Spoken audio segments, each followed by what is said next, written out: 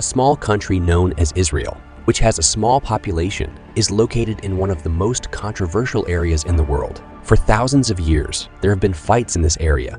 What you are seeing highlighted in yellow is Israel, and the gray-colored area is the West Bank. The Gaza Strip is the country known as Palestine, and the place denoted by a star is Jerusalem. Jerusalem is the primary cause of the conflict between Christians, Jews, and Muslims. All these things started way back in 1047. At that time, this was known as the Kingdom of Israel. Jews lived here, and it was ruled by King Solomon. The capital of the Kingdom of Israel was Jerusalem, and in this Jerusalem, King Solomon constructed the first temple of Jews, which was named Temple Mount. Jews used to worship regularly in this temple. This historical legacy became part of the Jewish claim to the land of Israel. After this, in the year 586 BC, the Babylonians came and demolished this first temple. Then came the Persians, who got this temple reconstructed. But after reconstruction, the first temple was named the Second Temple. Then came the Roman Empire, which demolished the Second Temple, leaving only a wall. By this time, the Jews started their migration to Europe. In the year 638, after defeating the Roman Empire, the Arab army of Umar took control. When this Jewish area fell into the hands of Arab armies, the area in Jerusalem, where Jews had their second temple, Dome of the Rock, was constructed in the same place. Also, Al-Aqsa Mosque was constructed. This happened because the Muslim prophet was transported and he offered prayers there. The place where he prayed, Al-Aqsa Mosque, was constructed, and from the same place, he is believed to have stepped into heaven, leading to the construction of Dome of the Rock on the same spot.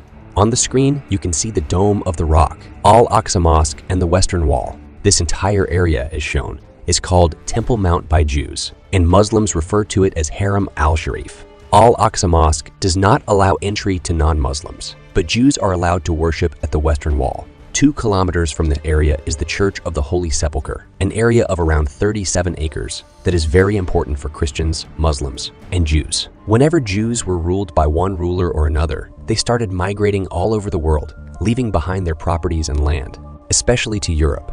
But Jews never forgot about their land. Even after being settled anywhere in the world, Jews always prayed with their faces turned toward Jerusalem. In the year 1891, the kingdom area of Jews was taken by Arabs. However, Jews who were living all across the world, especially in Europe, always wanted to return to their original land. In the same year, 1891, a Jewish writer named Leon Pinsker wrote a book called Auto-Emancipation, where he argued that in Europe, Jews were treated badly, even with any rules created for Jews there, and Europeans did not consider them equal citizens. There was an Austro-Hungarian journalist named Theodor Herzl who played a significant role in the rise of Zionism. He started a political movement in his 1896 pamphlet, Zionism. Because of these reasons, in 1881, the first large-scale migration of Jews was seen in the Palestine area. The Jews built many permanent settlements in the area and started living there. It's essential to remember that at that time, there was no Israel, Gaza, or the West Bank.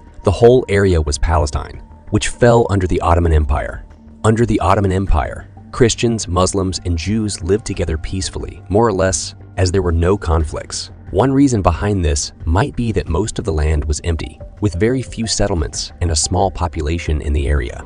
All of this continued, and around the year 1914, World War began. The British told the Jews that in return for their support in defeating the Ottoman Empire, that they would help them create their own Jewish country near Palestine. In 1918, World War ended, and Britain emerged as the victor. As soon as the Ottoman Empire fell, the British began to rule in its place. Because Jews openly supported the British in the war, it was widely expected that Britain would reward them. What Britain wrote in the Balfour Declaration was duly followed.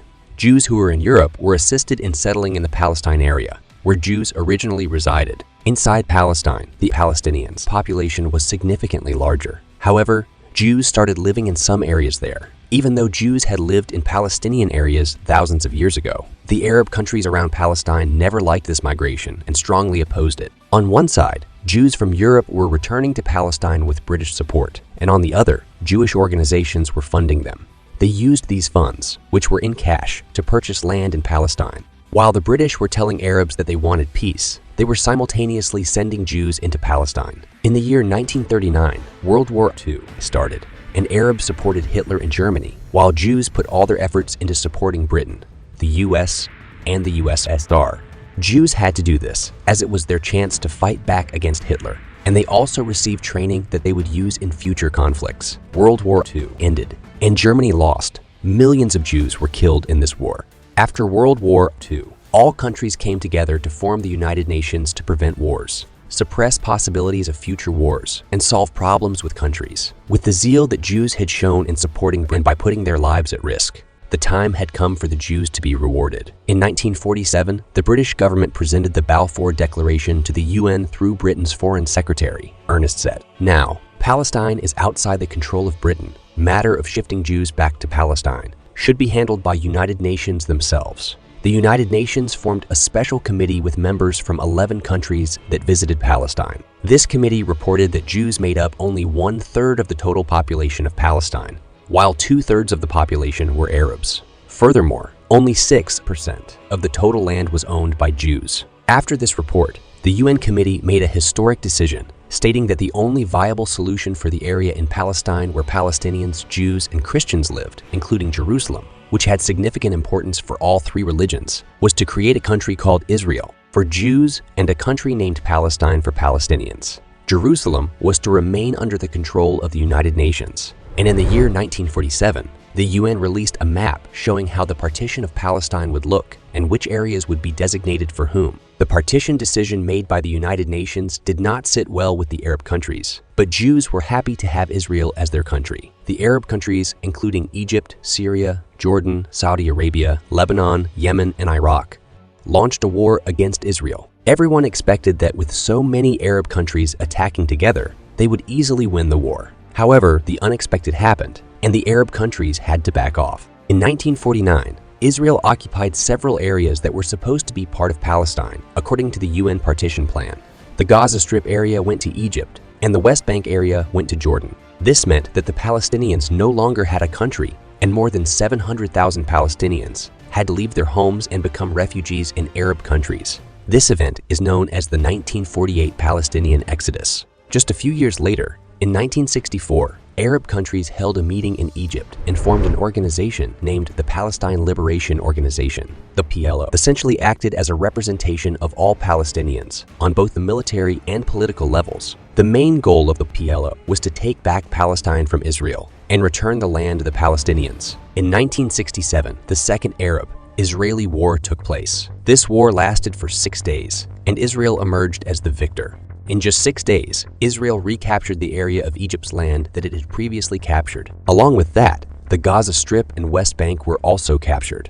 Later, the United Nations intervened again, and Egypt's area was returned to them, but other parts remained under the control of Israel. In 1979, the peace talks between Egypt and Israel is successful, and Egypt becomes the first Arab country to recognize Israel as a country that exists there. From 1967 to the 1980s, it had been more than 10 years since Israel had occupied the Gaza Strip and the West Bank. During this period, many Israelis start establishing their colonies in the West Bank and living there permanently. Israeli government supported them directly or indirectly. The international community deems these settlements to be illegal because these settlements go against the United Nations partition plan, and the Palestinians see them as colonization. Basically, their country is being colonized by the Israelis. In 1992, Israel Prime Minister, he said that PLO is not a terrorist organization, and here the 1993 Oslo Accords take place. It was then decided to divide the West Bank area into 3 parts: Area A,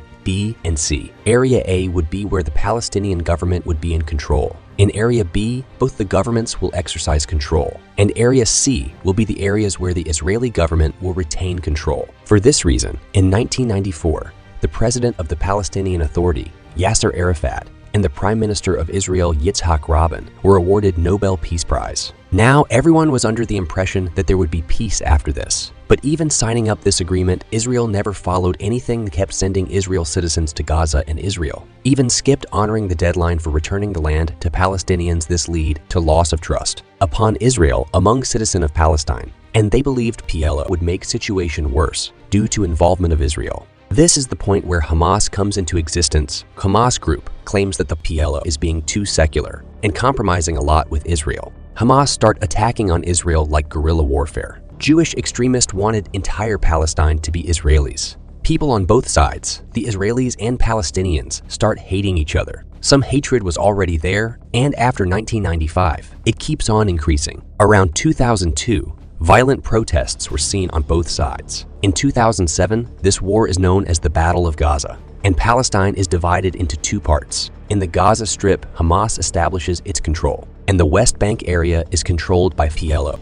There is no doubt that Israel has continued to colonize the West Bank area for several decades, causing the clashes to intensify because Israel is occupying the areas in the West Bank, and the fanatics in Israel demand that the entire West Bank area be theirs, that the entire Jerusalem be theirs. And the fanatics in Palestine want to eradicate Israel completely. The United Nations Office for the Coordination of Humanitarian Affairs declared that from 2008 to 2022, 45,000 Palestinians died and 415,000 were injured. During the same period, 350 Israelis died and 5,600 were injured. Question still remains the same: who would have Jerusalem and who would get their land back?